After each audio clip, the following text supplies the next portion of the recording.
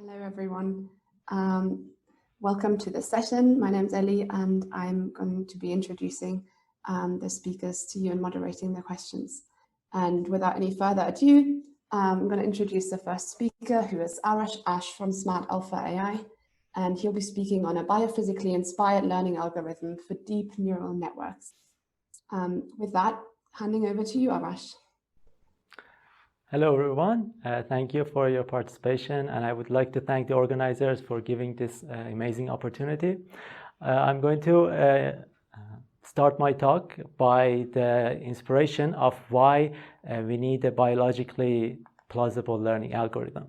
So the main concern for the current deep learning method, which is basically backpropagation, is that it requires a symmetric backward connectivity, meaning that if, for example, we consider this two-layer feed-forward network, in order to update the weights, these weights, we need to create a feedback path which requires the connectivity to the previous or downstream weights. So in order to update this weight, we need to calculate a derivative of the previous layer weights. So for each update, we need to have access to the weights of the downstream path, which is biologically not plausible because neurons don't have access to the weights of the other neurons. So what we want is a local update rule which only relies on the pre- and post-synaptic activities. So let's see what are the existing solutions.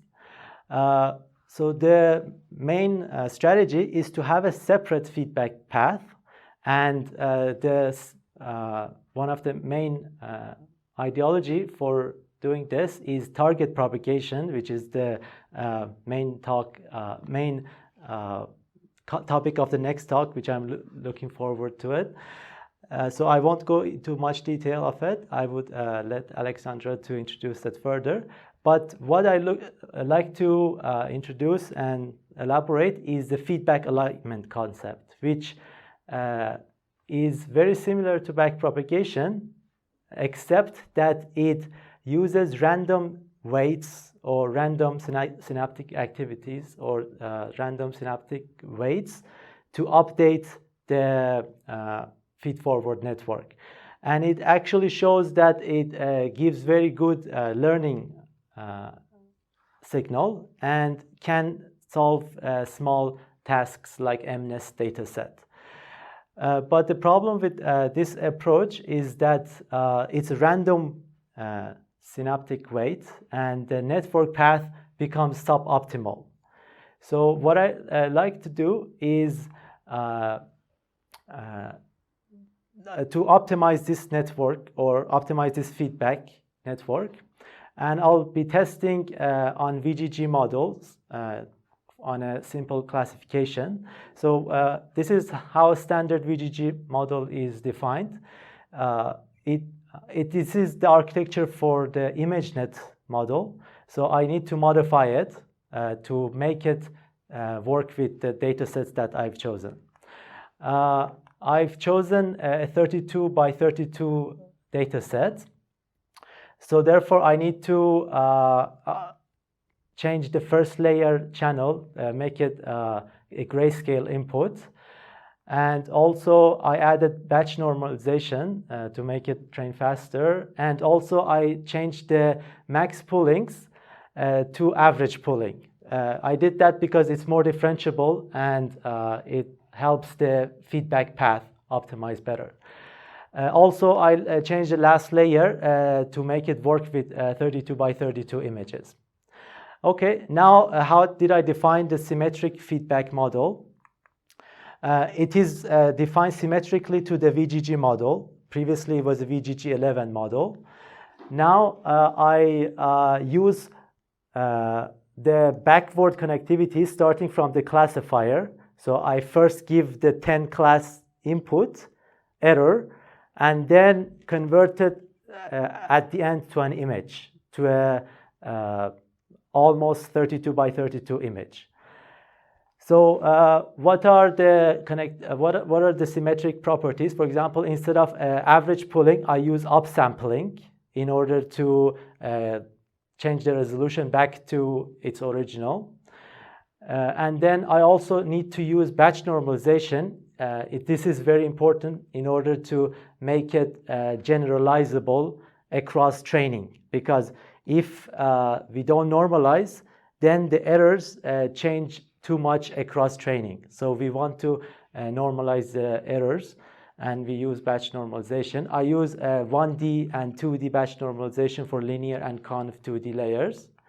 And finally, I use double convolution blocks whenever there is a channel change. For example, here from 128, it changed to 256. So I used two convolution layers to learn it better, because when we change channels, it becomes complicated to calculate the gradient.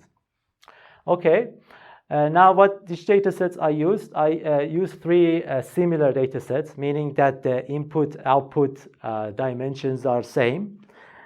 I use MNIST, which is the easiest one everybody uses, and it's very easy to achieve almost 100% accuracy. And then I use a similar one, KMNIST, which again is 10 classes, but taken from Chinese characters. And then a more difficult one is the fashion MNIST, which has a lot more similar classes and harder to achieve good accuracy. So now let's see what learning algorithm I used.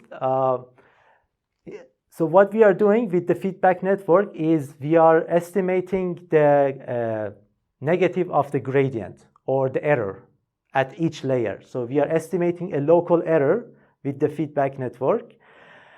And how do we train, or how do I obtain, or how do I optimize this feedback network? I use the actual global gradient. This is, of course, not biologically plausible, but I assume that the brain, or biologically, there is an optimized feedback network, so I don't need to train it. But in this simulation, I actually train it with the global gradients.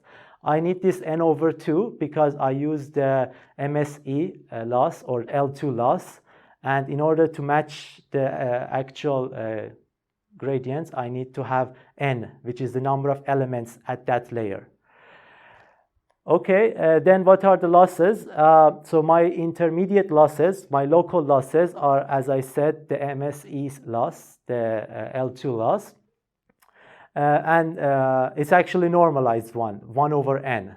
So I normalize these, so that's why there is an n here as well. Okay, now let's see what happens. So first, I just train it with backpropagation. And then, while training with backpropagation, I also train the feedback networks. So the feedback networks watches the training and learns how to teach, how to learn, right? So the first step is just getting a baseline performance and training the feedback network. So after that, I get standard accuracies. Like for MNIST, it reaches like 99.8% accuracy and 0 training error. On KMNIST, it's almost close to 99, but not close to 100. On Fashion MNIST, it's actually a lot more difficult, and it reaches around like 93% accuracy on VGG 11 model. So, and also you can see that the loss actually starts increasing. When I investigated, I realized Fashion MNIST has a lot of labeling mistake. That's why after a while, the training becomes a bit weird like this. Then what I do is I retrain the same models using the trained feedback network, right? And I showed that the performances are almost similar. So using the trained feedback network during the backpropagation optimization can teach you can make the network learn almost the same things without real-time gradient calculation. So we don't need real-time gradient calculation. We just need a optimized feedback network in order to get similar performance with backpropagation. And further, what I realized is that when I train it on fashion MNIST, it still works on MNIST and KMNIST. So even though your backpropagation network or your backward network is optimized on a different data set, it still can teach other data sets. So I assume that these kind of feedback networks can be universal. If they are trained on a difficult data set, a large comprehensive data set, they can teach other data sets as well. So this really inspires me to go further and test on ImageNet data sets and larger data sets and see whether I can improve the generalization accuracy of already state-of-the-art networks. So further, I like to add that I'm looking towards finding these universal networks because I'm inspired by the control theory, which teaches universal feedback controllers and allows you to optimize or control any system using very simple controllers which can be tuned easily. So I'm looking really into how to find these universal feedback networks, because random networks, as the feedback alignment does, is not optimal and it never achieves anywhere close to backpropagation. So thank you. I'm looking forward to your questions, and I'm ready to answer. Thank you very much, Arash. Thank you so much. And that was some great timekeeping there. It does look like we already have a question. A reminder that the attendees, you can put your virtual hand up and I will unmute you, post your questions in the Q&A, or just use the chat for those as well. The first question is from Friedemann, who's one of our panelists. Friedemann, would you mind just unmuting yourself to ask your question? Sure.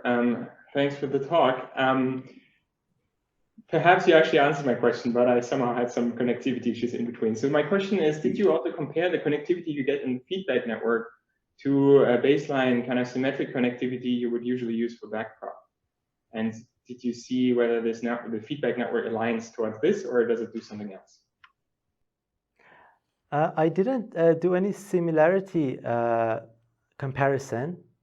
If I understood the question, is it about what are the similarities between representations? Is that right? So I'd be interested in the weights, but representation would be also interesting. But I guess the weights would be the most straightforward thing to compare, because I assume in backprop you would have the transposes of these convolutions. Mm-hmm.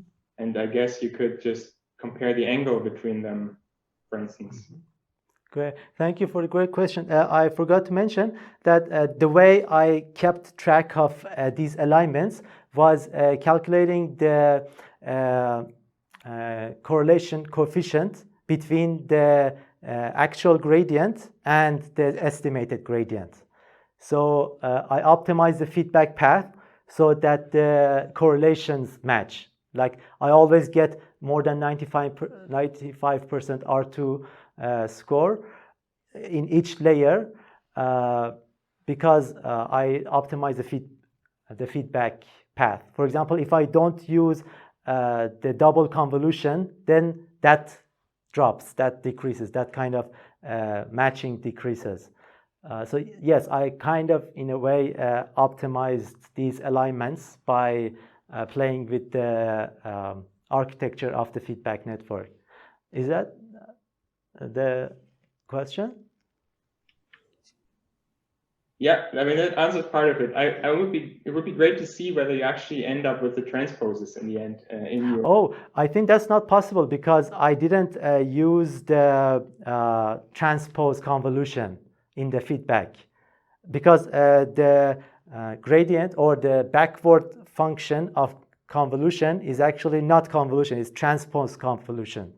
So if I would have used transpose convolution instead of convolution in the backward, then I might have got exactly same weights as the backward function. But my aim was not to get that. My aim was to get a more generalized version of it. That's why I allowed the feedback to kind of overfit or have more degrees of freedom to fit to the gradient so that it can learn a more generalized feedback network.